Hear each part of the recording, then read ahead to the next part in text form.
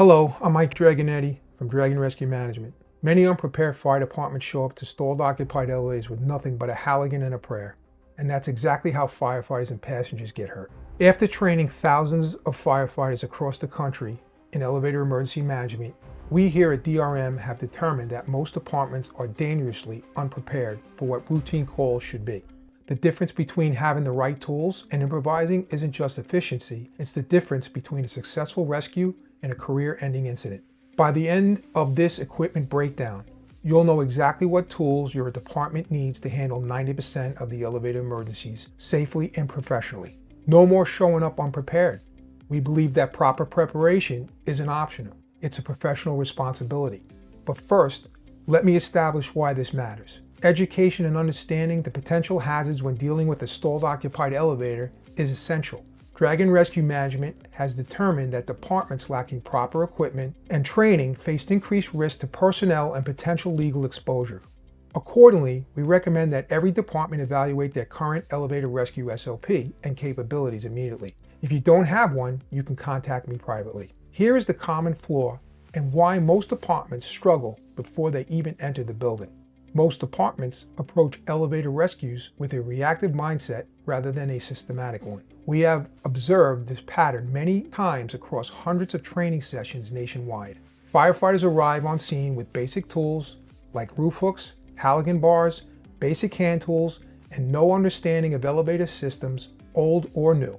A reactive approach creates multiple problems. First, it increases danger to both rescuers and the riding public. Second, it demonstrates a lack of professional competency that can expose departments to liability. Third, it wastes critical time during true emergencies when every second counts. The solution begins with understanding that elevator rescues require specialized knowledge and equipment. DRM's elevator emergency management training and education addresses this fundamental gap. We have determined that departments must shift from reactive improvising to a systematic approach.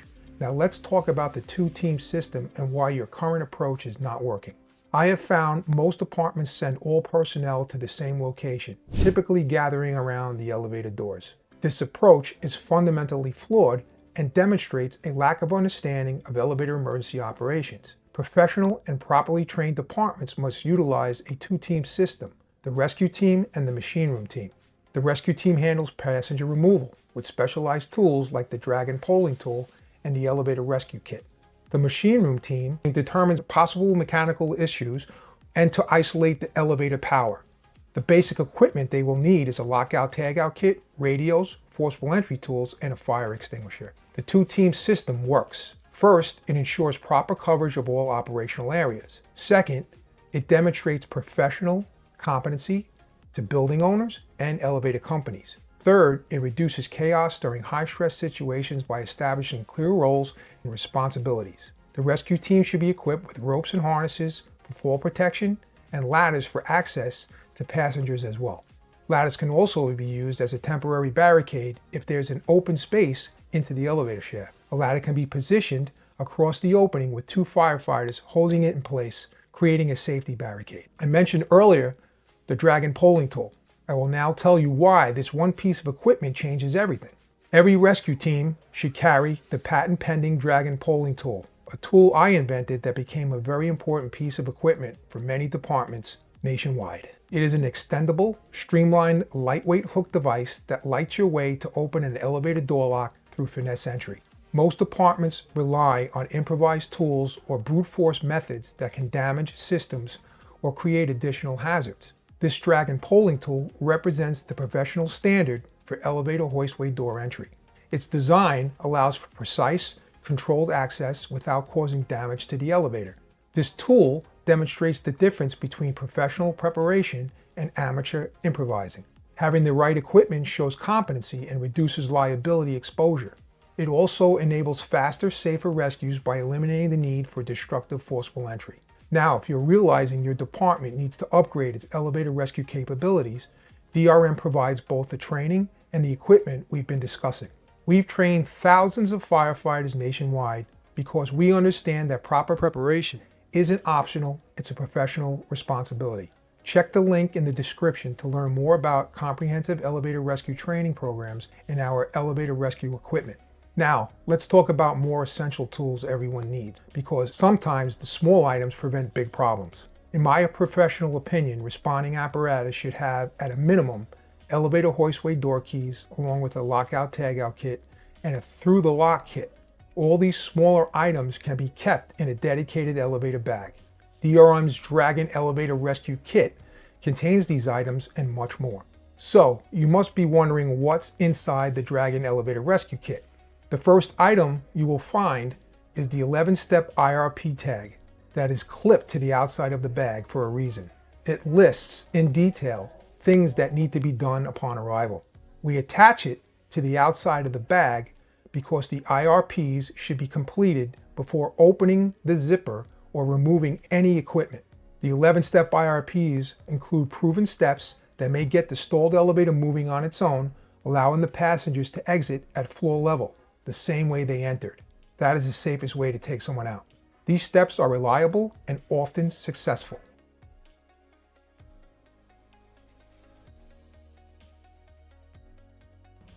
All right, so here's the Dragon Elevator Rescue Kit. So let's go over the components. So that's the 11-step IRP metal tag. On the back zipper compartment, as Dave opens it up, you're going to notice that on the inside, there's going to be 3 Dragon wingtip war trombone tools. Now the reason why there's 3 different sizes, this will cover every width of an elevator door, every size door that's out there, and any style door using these Ward trombone tools. So make sure you know that they're located in the back zipper compartment. All right, next we're going to open up the front zipper, and we're going to take a look at the components that are inside here.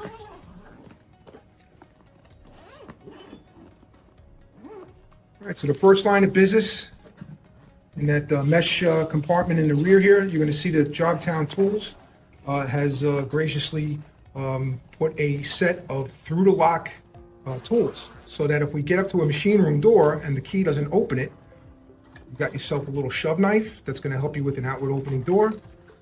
You have a chock that can gap a door, so when we use the Ward trombone tools, if you need a bigger space to gap, this will work nicely for you. All right. It also comes with a piece of plastic for inward doors, so you can actually pick and finesse your way into the motorroom door without doing any damage. But also make sure that you bring that set of irons, just in case this doesn't work for us and that lock is set perfectly, you still may have to force your way into the elevator room. So let's go over what's more in here. So if you don't like carrying the bag by the handle, we do have a shoulder strap that you can attach to the bag itself. All right, that's what Dave's showing next. And then moving down the line, you got a set of 9 over-the-top pick tools. All right, we got different sizes because there's different layouts of door locks. This covers the whole gamut, multiple styles for multiple style doors. So we're going to take one of the pick tools out, and Dave's just going to show you exactly what this is going to go. But if we have a space at the top edge of that door, using that pick tool will allow you to go over the top and finesse your way in through that door lock. All right. So we'll come back out to the rest of the bag. All right, so again, you get a full set of 9. The next thing down the line is you're going to have a metal door chock right here. This is the wheel type. This sits in the track of the elevator door to prop the door open. You also get a second chock that I created called the Dragon Peekaboo chock. All right, if you take a look at this, it has all the steps of opening the elevator door safely. All right. Gives you the full line. Turn off the power, disengage the door lock, don't open it more than 4 to 6 inches. That's the peekaboo method. And we're going to drop down to a knee, and then you're going to chock the door. The QR code takes you right to the website. So if you go to our media section, you'll see all the videos I've done for Fire Engineering's training minutes. Got multiple videos on that site, so check that out as well. All right, going down further, we got 3 of the most common style elevator door keys. First one Dave's going to pull out is your GAL single leaf drop key. You definitely want one of those. That stop collar, you can take that off. We recommend either keeping it loose or removing it completely. That's just to set it specific for one style door or one building. That Allen key that Dave's pointing at, just loosen that and then slide the collar back. That's the best way to do it. The next key, that's another common key, is the Otis double leaf drop key. All right, so again, that's specific for Otis doors. This happens to be an Otis elevator door, So that key right there, hole, is going to be perfect for that double leaf drop key. That's the one that we use to open the door. All right, so that's your Otis double leaf. And then the last key that's in here is another common key made by Schindler. This is the Half Moon key, or the Schindler C key. All right, and that's the one that comes with the red tag. So that's 3 common keys. You carry those keys, 90% of the elevators are going to be in your favor to open that elevator door lock using these keys. And then the last item in here is a lockout that comes with the kit. You can put multiple locks in this bag, but this comes standard with all our kits. You get a tag and a lock to go with that and that key. I recommend making multiple copies of that key. This way, if you lose it, you're off to the races. So that completes the bag, and that's the components for the elevator rescue kit. Now for the machine room reality and what your team must have when they get there. The machine room team should be equipped with a minimum of forcible entry tools, radios for communication, and a lockout tagout kit, plus flashlights. Don't depend on the building have a proper lighting or workable lighting in the machine room or on top of the elevator car. A fire extinguisher should be brought by the machine room team also. If there's a fire in the machine room, this is going to be our first line of defense, and it could be also the reason why the elevator stalled. Even though ASME code states that a fire extinguisher should be present in the machine room, sometimes they are missing. Make sure you bring your own tools to that machine room. I can't stress this point enough. So here is the 90% solution. The items that DRM recommends every responding apparatus have on hand at a stalled occupied elevator that will cover 90% of your elevator runs are the Dragon polling tool and the Dragon elevator rescue kit.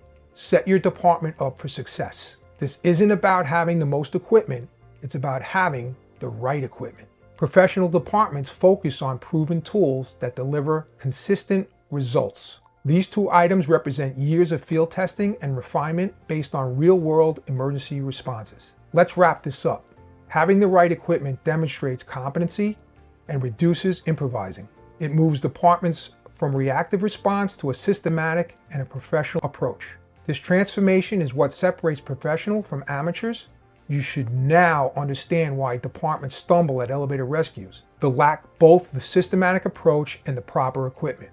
Proper training in the 2-team system, the right tools, and professional grade equipment aren't luxuries, they're necessities. Click the link in the description to learn more about Dragon Rescue Management's elevator emergency management training programs and elevator rescue equipment. Work smart, work safe, train often, and train safe.